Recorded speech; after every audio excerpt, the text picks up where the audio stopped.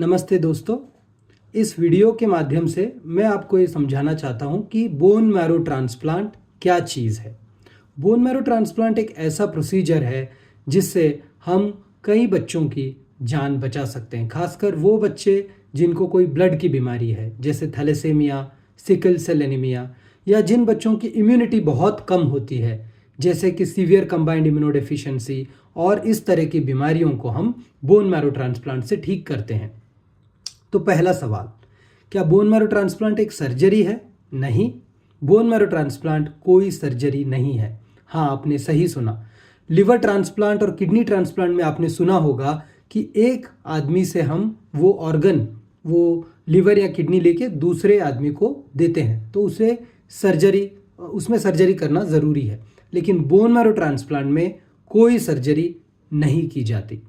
Bone marrow transplant में donor से जो हमने सेल्स लिए हैं, जो ब्लड सेल्स लिए हैं, स्टेम सेल्स लिए हैं, उनको हम पेशेंट को देते हैं। तो it is as simple as a blood transfusion. तो ये सेल्स जो लिए गए हैं वो ब्लड की तरह ट्रांसफ्यूजन में दिए जाते हैं और कोई ऑपरेशन नहीं किया जाता। तो डोनर के लिए कोई खतरा है? नहीं, ये प्रोसीजर डोनर के लिए बहुत ही सेफ है। हम डोनर से सेल्स कलेक्ट करते हैं। कैसे करते हैं?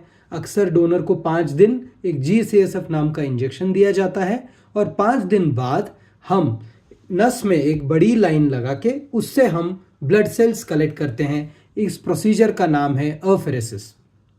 तो ये प्रोसीजर डोनर के लिए काफ़ी सेफ है और इस प्रोसीजर में भी कोई सर्जरी नहीं की जा रही है। ये as simple as blood donation है। तो जो बच्चा या व्यक्ति बोन मैरो ट्रांसप्लांट के लिए आता है उनके लिए ये प्रोसीजर कैसा होता है? अक्सर बच्चा जिसको हमने ट्रांसप्लांट करना है, हम उन्हें 30 डेज के लिए यानी 30 दिन के लिए एक बोन मैरो ट्रांसप्लांट यूनिट में, एक आइसोलेशन रूम में एडमिट करते हैं। उनको पहले 8 से 10 दिन के लिए कीमोथेरेपी नाम की मेडिसिन दी जाती है। उसके बाद जो डोनर से हमने सेल्स लिए हैं वही सेल्स को इसे ब्लड ट्रांसफ्यूजन की तरह हम चढ़ाते हैं और इस ट्रांसफ्यूजन के बाद लगभग 15 से 20 दिन बाद नए सेल्स बनने लगते हैं और हम कहते हैं कि पहला स्टेप ऑफ सक्सेसफुल ट्रांसप्लांट हो चुका है। फिर बच्चा डिस्चार्ज होता है और अगले 5 से 6 महीने के लिए हम उसे रेगुलर मेडिसिन देते हैं और धीरे धीरे ये ट्रांसप्लांट काम करने लगता है और फाइनली 1 साल में अक्सर सारी दवाइयाँ बंद हो जाती है। आपने सही सुना, सारी दवाइयाँ बंद हो जाती है और इस तरह बोन मैरो ट्रांसप्लांट एक सेफ और सक्सेसफुल प्रोसीजर बन सकता है। थैंक यू दोस्तों।